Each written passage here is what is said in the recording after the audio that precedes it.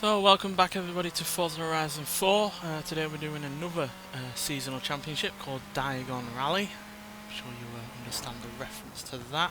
And even though this isn't to get an new exclusive car or anything, I just thought we'd do it because I've been really enjoying doing these seasonal championships lately. So yeah, we're going to be in retro rally cars in B class.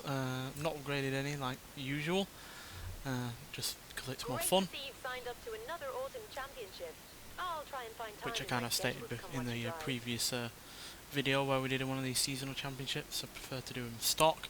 So yeah, we've got the Audi Sport Quattro, Lancia Delta S4, Mitsubishi Lancer Evolution from 1999, and the Subaru Impreza 22B STI to choose from. So obviously we've got more cars here than we have in terms of races.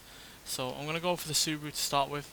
The Mitsubishi is technically my favourite of the four, but I've driven that I think before in a previous seasonal championship at some point. So yeah, we'll give this out a try and the Lancia, and then I might go in the Mitsubishi just to mix it up a little bit. Though maybe we'll go in the Audi. No reason to go to the same country twice. So yeah, let's see what this Subaru Impreza can do. This is probably my favourite Impreza that's been released. It's not the most practical, it's certainly one of the rarer versions, but yeah, it's easily one of the fastest and best to drive. Which comes down to really the fact that it's quite simple as a car, whereas obviously later versions of this car were really rather quite complicated, a lot larger, a lot heavier, and not that much more powerful, to be honest.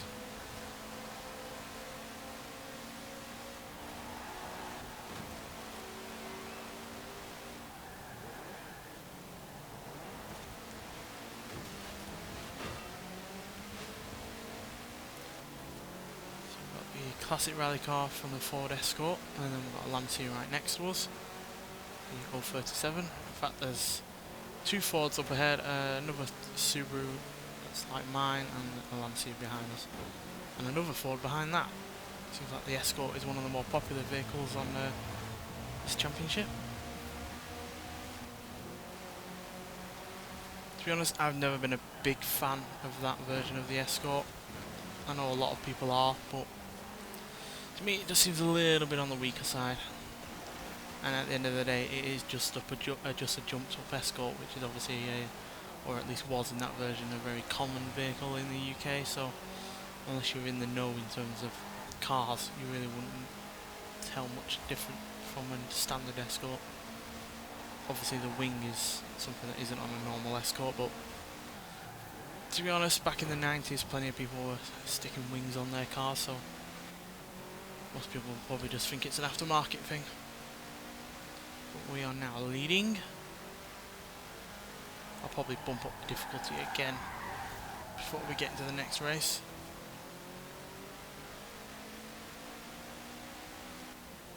Because we were convincingly winning in the last championship that we did. And we've got a fair bit of a lead on us already.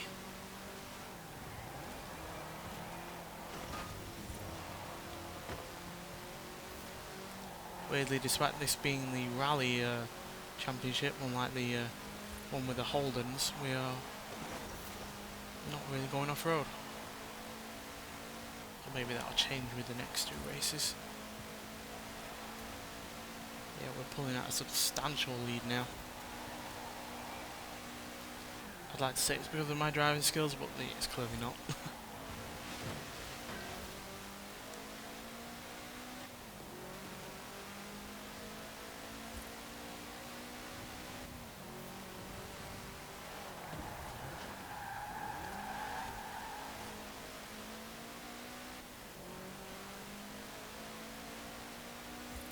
Yeah, we're going to have a good second or so ahead of whoever's going to be in second place.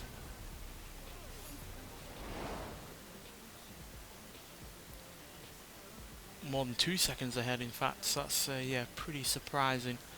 But as you can see, both of the Escorts have taken the other two podium positions.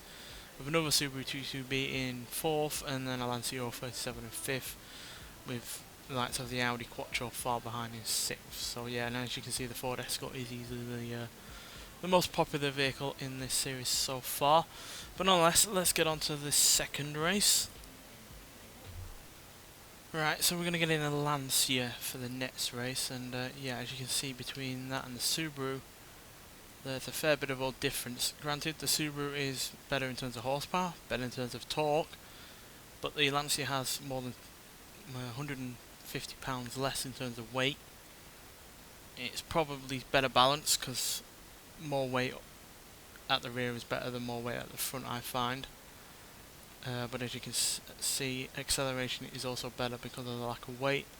And yeah, but top speed is worse, handling is worse, braking is better because it's lighter, and it has better launch again because it's lighter. But yeah, obviously an older car, as you can see, it's about 12 years older, and yeah, technology sure had changed between those years in terms of all-wheel drive systems and what these kind of cars can do. But this is hardly an unadvanced vehicle. It was one of the first cars to ever have twin charging, so it's got a turbocharger and a supercharger, which means it has the best of both worlds. It's got no lag with the supercharger, and it's got all of the punch of a turbocharger. So yeah, let's see what it can do.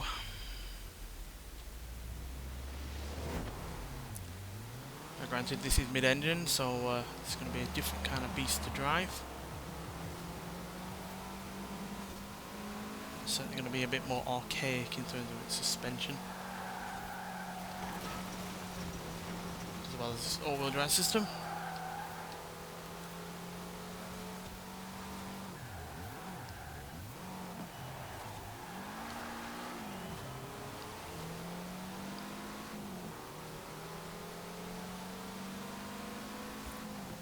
Kind of losing here.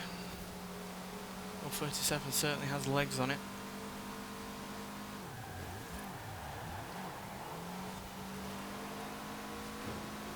Like that car, we have all-wheel drive, which means we can really floor it as we come out of a corner without any worry about grip or oversteer.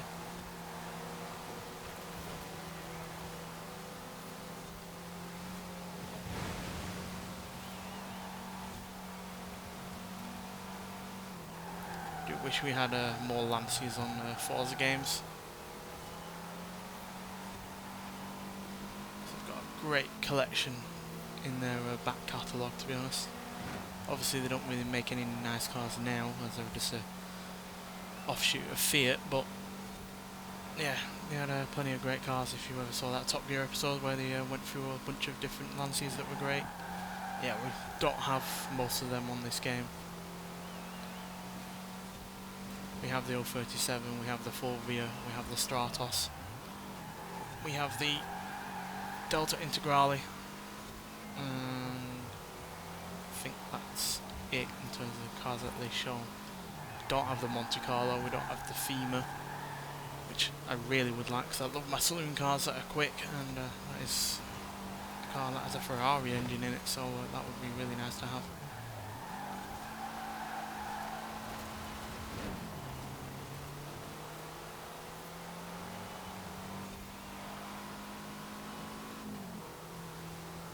Hell, I'd even like the, I think it was the HP Beta or whatever it was called.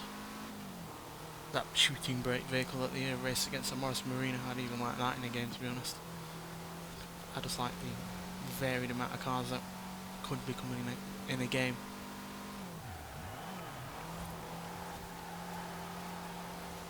It's cars like that you really do not see in a racing game.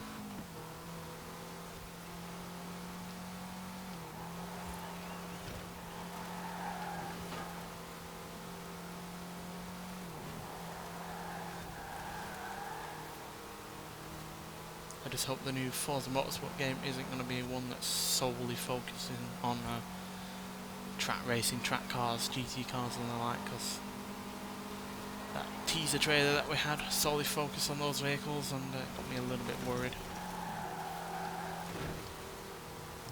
I find driving stock vehicles like this around a track far more fun than actual race cars, especially since I'm not particularly good in actual race cars.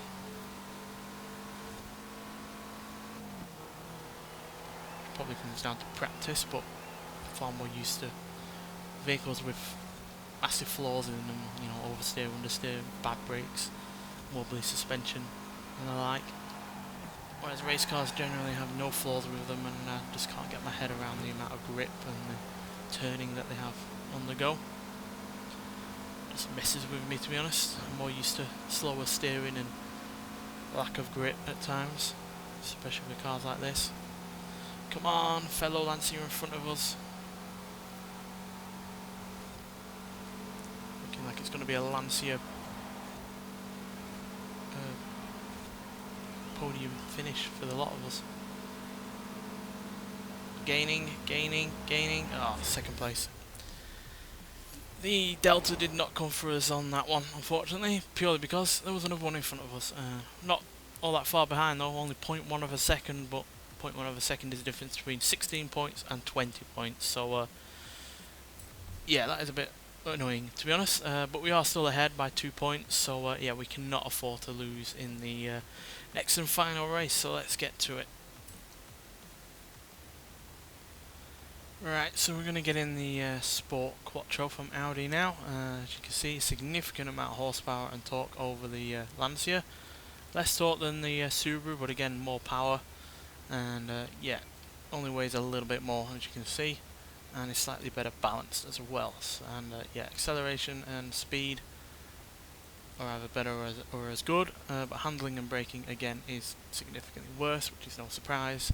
It's 15 years older than the Impreza, it's even 3 years older than the Lancia, so again, no surprise that it's you know, not as good in terms of handling or braking as that car, but it does have slightly better launch and the same acceleration, so yeah, but it's no surprise that it's not got the best handling out there, being as old as it is, and a originator in a standard road car having all-wheel drive, rather than, you know, an off-roader or an SUV. So let's see what we can do. Now granted we do have to win, so yeah, gonna have to be quite hard on this car. But more than 300 horsepower should hopefully suffice for its shortcomings in terms of handling and braking.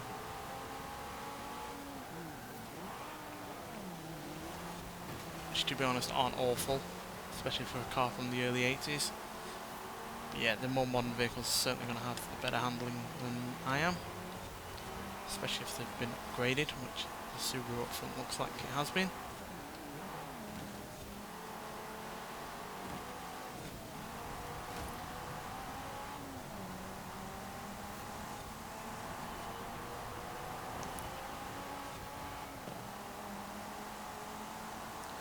Hope we get some more classic cars though in the next Forza Motorsport game, if it isn't focused solely on racing cars.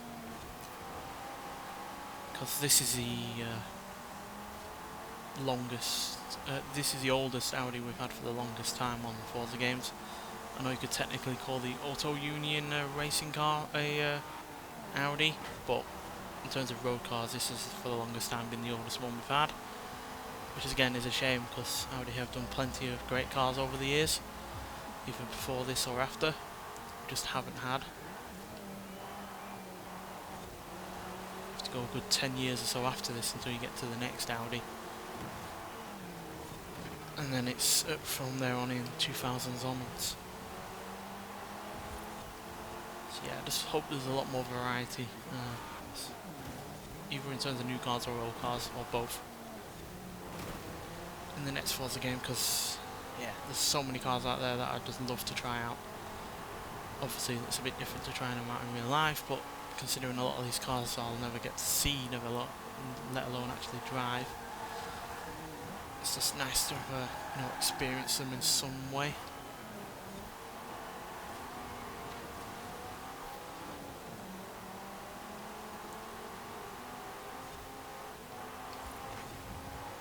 The 037 isn't keeping up better, because that was the last ever rear-wheel drive car to win at the World Rally Championship, and it actually beat the all-wheel drive Audi, which then obviously ended up dominating the rally scene.